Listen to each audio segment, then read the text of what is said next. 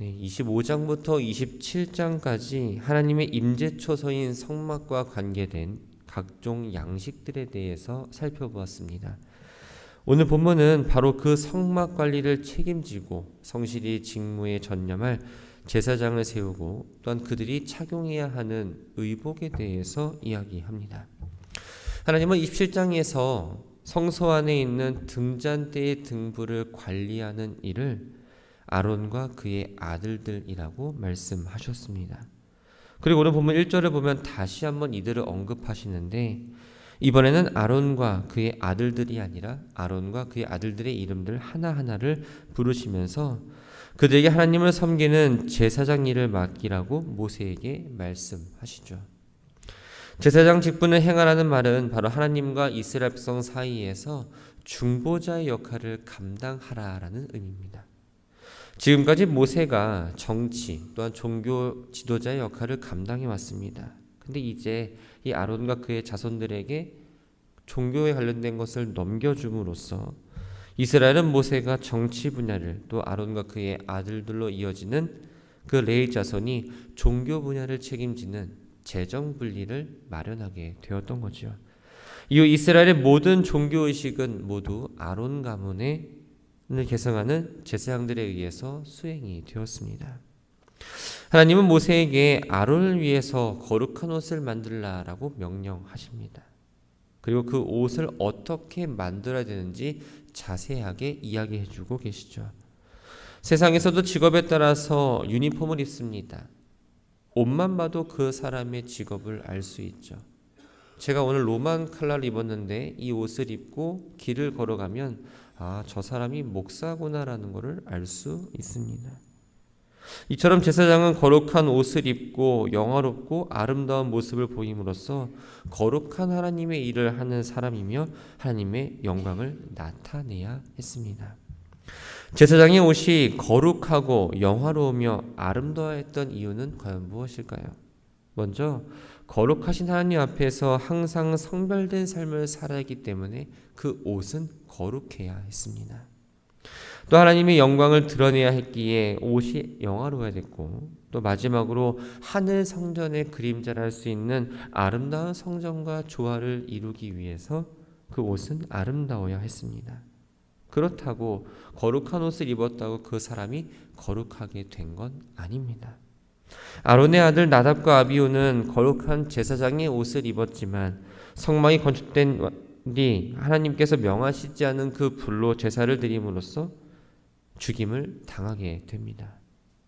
제사장은 자신이 입은 거룩한 옷을 통해서 자신의 사명을 알고 하나님의 일을 감당해야 했습니다.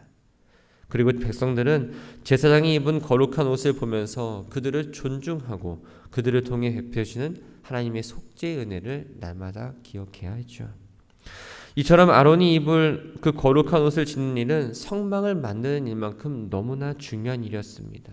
그래서 단순히 솜씨만 뛰어난 게 아니라 하나님의 영으로 충만한 사람들에게 그 일이 맡겨집니다. 하나님은 아론이 입을 거룩한 옷을 미리 설계하셨습니다. 그 옷은 성막에 사용되는 천과 도구를 연상시킵니다.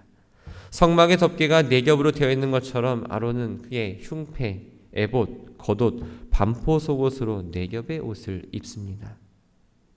이제 대제사장이 입는 옷에 대해서 구체적으로 말씀하시는데 먼저 에봇에 대해서 이야기합니다. 에봇은 겉옷 위에 입는 옷으로서 소매가 없고 앞부분은 무릎까지 내려옵니다. 앞부분과 뒷부분은 어깨띠와 허리띠로 연결되어 있고 마치 주부들이 사용하는 앞치마와 비슷한 모양을 갖추고 있습니다. 이 옷은 청색, 자색, 홍색 그리고 흰 배실에 금실을 섞어 짜는 방식으로 만들어집니다. 그래서 옷 자체가 색깔이 여러 개가 섞이다 보니 화려한 모양을 하고 있지요. 성막에서 이렇게 화려하게 짜인 천은 성소 내부와 세계 문화에 사용되었는데 모두 하늘을 상징했습니다. 즉 이 대제사장의 에봇 역시 하늘의 영광을 상징합니다. 고대 근동에서는 이 반지에다가 도장을 새겼습니다. 그래서 공문서에다가 도장을 찍을 때 이 반지를 눌러서 사용했는데 반지에 도장을 파는 방식으로 호마노에 이스라엘 아들들의 이름들을 나이 순으로 각각 6개씩 2개의 기록을 합니다. 여기서 이스라엘 아들들이란 바로 이스라엘 12지파를 가리킵니다. 오른쪽 어깨에는 나이가 많은 이스라엘의 아들들의 이름이 새긴 호마노를, 그리고 왼쪽 어깨에는 나이 어린 나머지 6 아들의 이름을 적어서 붙입니다. 그런데 떨어질 수 있으니 호마노를 어깨바지에 고정시키도록 가장자리에 금태를 둘러야 했습니다. 그 금태에 순금을 노끈처럼 따은 2개의 사슬을 만들게 됩니다. 12절을 보면 그 2 보석을 에봇 2 어깨바지에 붙여 이스라엘 아들들의 기념 보석으로 삼되 아론이 여호와 앞에서 그들의 이름을 2 어깨에 메워서 기념이 되게 하라라고 말씀합니다. 이스라엘 백성들은 직접 성소에 들어갈 수가 없었습니다. 그래서 하나님은 대제사장의 에봇 어깨 쪽에 호마노를 붙이게 하고 대제사장은 중보자로서 이스라엘 자손들을 보호하여 하나님께 나아간다라는 그 상징적인 의미가 만들어지게 되었던 거죠. 그렇기 때문에 대제사장은 하나님께 나아갈 때마다 이스라엘 전체를 2 어깨에 짊어지고 하나님께 나아간다는 사실을 늘 기억해야 했습니다. 이러한 이유 때문에 호마노는 바로 대제사장의 책무가 무엇인지를 알려주는 기념 보석이 되었던 거지요. 이러한 대제사장의 사역은 온 인류의 중보자로서 세상 모든 질고를 지고 감당하신 예수 그리스도의 사역을 의미합니다.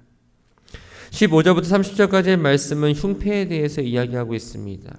오늘 본문에서는 판결 흉패라고 이야기하는데 그 이유는 이 흉패 안에 이스라엘의 뜻을 하나님께 여쭐 때 사용되었던 빛을 의미하는 우림과 완전함을 의미하는 둠밈, 즉 제비가 들어있었기 때문입니다. 판결 흉패는 에봇과 마찬가지로 하늘의 영광을 상징하기 위해서 금실과 청색, 자색, 홍색, 배실을 정교하게 엮어서 만듭니다. 그 영광이 땅에 임했음을 상징하기 위해서 가로 세로 한 뼘 크기의 정사각형 모양으로 2겹으로 주머니 모양을 만들게 되죠.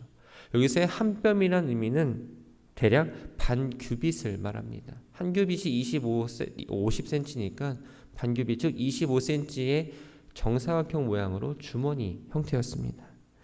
이 주머니는 한 겹이 아니라 2겹이었는데 그 이유는 먼저 우림과 둠밈을 넣어 다녀야 했고, 또한 판결 흉패에 12개의 보석이 달려 있어서 이 한 겹으로는 그것을 좀 지탱하기가 어려웠기 때문입니다.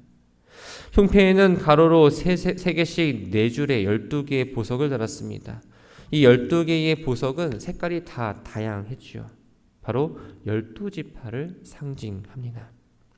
호마노의 12지파 이름을 새겼듯이 12개의 보석마다 각 지파의 이름을 새겨야 했습니다. 12개의 보석들을 대제사장의 흉패에 고정시키기 위해서 보석들 둘레에 쳐진 금사슬로 된 태를 두르고 흉패에 단단히 고정하고 에봇 위에 메어집니다. 그리고 이 흉패의 네 모퉁이에는 금으로 만든 4개의 고리를 만들었습니다. 흉패 위에 고리 2개는 에봇의 2 어깨 쪽에서 금실로 꼬아 만든 그 금사슬과 연결시켰고, 흉패 아래의 2 고리에는 에봇의 허리띠쯤 조금 위에 있는 그 고리에 청색 실을 엮어서 이렇게 연결을 시켜 놨던 거죠. 대제사장의 의복 중 12지파 이름이 새겨진 것은 에봇 어깨 쪽 2 호마노와 또한 흉패에 장식된 12보석 그 2군데입니다. 그런데 이 2군데에 새겨진 의미는 조금씩 다릅니다. 어깨 위쪽 호마노에 이스라엘 12지파 이름을 새긴 건 대제사장이 이스라엘 백성들의 죄짐을 짊어지고 그들을 대표해서 하나님께 나아간다라는 의미입니다. 그런데 흉패에 부착된 이 12개의 보석의 이름을 새긴 건 대제사장이 항상 이스라엘을 마음에 품고 있듯이 하나님께서도 그들을 가슴 속에 품고 사랑하신다라는 의미를 담고 있습니다. 이 흉패는 대제사장이 성소에 들어갈 때 반드시 가슴에 붙여야 했고, 이 흉패 안에는 바로 우림과 둠밈이 들어 있어야 합니다. 이 우림과 둠밈을 가지고 보면 이스라엘이 바로 하나님의 뜻에 의해서 통치를 받게 된다, 통치를 받는다라는 것을 의미합니다. 31절 35절은 에봇을 입기 전에 입는 겉옷에 대해서 이야기합니다. 먼저 겉옷 전체를 청색으로 하라라고 말씀하시죠. 성막을 이야기할 때도 오늘 본문에서도 청색, 자색, 홍색 실이 자주 등장하는데 이것들은 바로 하늘을 상징합니다. 그 중에서 청색이 먼저 앞에 나오는데 그것은 하늘이 여러 가지 색으로 변하긴 하지만 그 대표적인 색이 바로 청색이기 때문입니다. 겉옷의 색깔을 청색으로 한 것 역시 또 하늘의 권능과 위엄을 상징하지요. 이 겉옷은 여성들의 원피스 모양처럼 통으로 되어 있고 발목까지 내려옵니다. 원피스 모양이다 보니 두 어깨 사이에 머리를 넣을 구멍을 만들어야 했습니다. 그런데 옷에 구멍을 내게 되면 그 가장 그 주변에는 입고 벗을 때 쉽게 찢어지거나 실이 풀어질 수가 있었습니다. 이러한 상황을 막고자 32절을 보면 갑옷깃같이 깃을 짜서 찢어지지 않게 하라라고 말씀합니다. 이 고대 애굽에서 갑옷을 만들 때는 목 부위의 테두리를 이중으로 겹쳐서 천을 대서 짜고 옷을 입고 벗을 때 그 부위가 찢어지지 않게 했습니다. 이처럼 겉옷의 머리가 들어간 부분에도 천을 이중으로 대서 만들라고 아주 구체적인 예시를 들어서 말씀하고 계셨던 거죠. 이 겉옷의 아랫단에는 청색, 자색, 홍색 실로 만든 석류와 금방울을 번갈아 가면서 달아 놓았습니다. 아론은 대제사장으로서 지성소에 들어갈 때, 그래서 직무를 수행할 때 반드시 겉옷을 입어야 했습니다. 겉옷에 방울이 달려있기 때문에 직무를 수행하면서 움직일 때마다 소리가 남으로써 아, 지금 제사의식이 잘 진행되고 있구나, 하나님께서 이 제사를 받고 계시는구나를 알 수 있는 하나의 사인입니다. 그런데 이 방울 소리가 나지 않으면 곧 대제사장이 죽었다라는 것을 의미합니다. 지성소에서 제사를 집전하다 하나님께 부정을 범하면 대제사장은 그 자리에서 죽임을 당했기 때문입니다. 그래서 대제사장은 유사시를 대비해서 자신의 죽음을 대비하고 지성소에 들어가기 앞서 발목에 끈을 묶고 들어갔다라는 이야기도 있습니다. 왜냐? 대제사장을 제외하고 나머지 사람들은 바로 이 지성소에 들어갈 수 없기 때문입니다. 혹 자신이 죽어서 시신을 쉽게 끌어낼 수 있도록 끈을 달고 들어갔다는 거죠. 그만큼 하나님께 제사 드리는 일이 너무나 엄숙하고 두려운 일이며 대제사장의 직무가 조심스럽고 또한 신중하고 성결함이 요구되는 일이라는 것을 보여줍니다. 제사장의 의복 가운데에는 머리에 쓰는 관도 있습니다. 이 관 위에는 패를 메어야 했는데 그 패는 금패입니다. 그리고 단순히 그냥 금패를 매는 게 아니라 도장을 새기는 방식으로 해서 여호와의 성결이라는 그 문구를 새겨야 합니다. 여호와의 성결이라고 새겨진 금패를 정면에 볼 수 있도록 청색끈을 이용해서 끈 앞쪽에 대면 딱 이마 쪽에 부착하게 됩니다. 하나님은 그 패를 아론의 이마에 두어 이스라엘 자손이 거룩하게 드리는 성물과 관련된 죄책을 담당하게 하라라고 말씀하십니다. 죄책이라는 말은 죄와 허물을 말합니다. 성물과 관련된 죄책은 바로 하나님께 바쳐지는 희생제물들에게 전가된 그 이스라엘 백성들의 허물과 죄악을 말합니다. 하나님께서 이 인간의 죄가 전가된 그 희생제물을 기쁘게 받으시고 속제물에 전가된 이스라엘 백성들의 죄를 용서하시기 위해서 바로 제사장에게 여호와의 성결이라고 새긴 그 금패를 관에 메어 쓰게 하셨다라는 거죠. 그 제물 자체가 죄가 되기 때문에, 죄된 것이기 때문에 그 성결이 바로 어떻게 보면 보증이 되는 격이 되는 겁니다. 마지막으로 대제사장은 반포 속옷을 입었습니다. 이 반포 속옷은 고운 모시실로 된 옷입니다. 겉옷 안쪽에 입는 옷이죠. 거의 옷이 발등까지 내려왔고 겉옷 밖으로 옷자락이 보였습니다. 우리가 겉옷 안에 받쳐있기 때문에 속옷이라고 불리는 것이지 오늘날 우리가 입는 그 속옷과는 개념이 다릅니다. 40절부터 43절까지의 말씀은 일반 제사장이 입는 의복에 대해서 이야기합니다. 이 설명을 보면 대제사장이 입는 옷보다는 훨씬 간단합니다. 속옷과 띠와 관에 대해서만 이야기합니다. 대제사장의 옷은 성소나 지성소처럼 금과 청색, 자색, 홍색 실과 또 보석 등으로 장식되지만 일반 제사장의 옷은 마치 성막들을 치는 세마포 옷같이 전체가 흰색입니다. 쉽게 이 옷은 대제사장이 입는 그 속옷과 같은 재질입니다. 성막들의 경우 그 문만 청색, 자색, 홍색 실로 짜였듯이 이 일반 제사장이 입는 허리띠 역시 청색, 자색, 홍색 실로 만들어졌습니다. 또한 속옷과 머리에 쓰는 관 모두 고운 모시실로 만들어졌죠. 대제사장과 제사장은 속바지를 반드시 입어야 했습니다. 여기서 이 속바지가 바로 우리가 오늘날에 입는 속옷과 같은 개념입니다. 이것은 바로 하체를 가리기 위한 용도입니다. 아담과 하와가 타락한 이후 벌거벗은 몸을 드러내는 건 수치스러운 행위로 여겨졌습니다. 거룩하신 하나님 앞에 나와서 집례를 하는 대제사장은 특별히 하체를 드러내지 않도록 주의해야 합니다. 만약에 제사장이 하체를 드러내는 수치스러운 모습을 보인다면 바로 하나님 앞에서 불의한 일을 저지른 것이고 스스로 죽음을 자초하는 것과 다르지 않았습니다.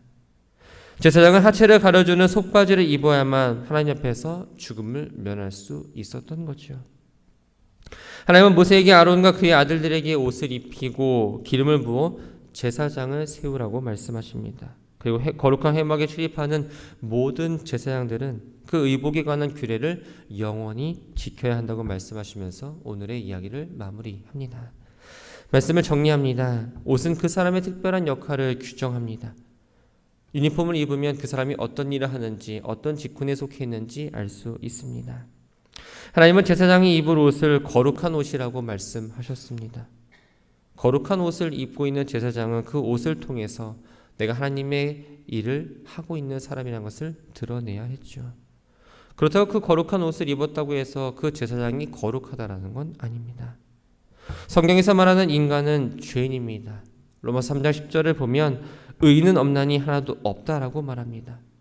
사실 본질적으로 거룩해질 수 없는 존재라는 거죠. 그러나 하나님은 어떤 분이십니까? 거룩하신 분이십니다. 죄인된 우리의 모습으로는 거룩한 하나님 앞에 나아갈 수 없는 정말 연약한 존재라는 거죠. 하지만 하나님의 은혜로 제사장들은 거룩한 옷을 입어 자신의 죄를 가리고 하나님 앞으로 나아갈 수 있었습니다.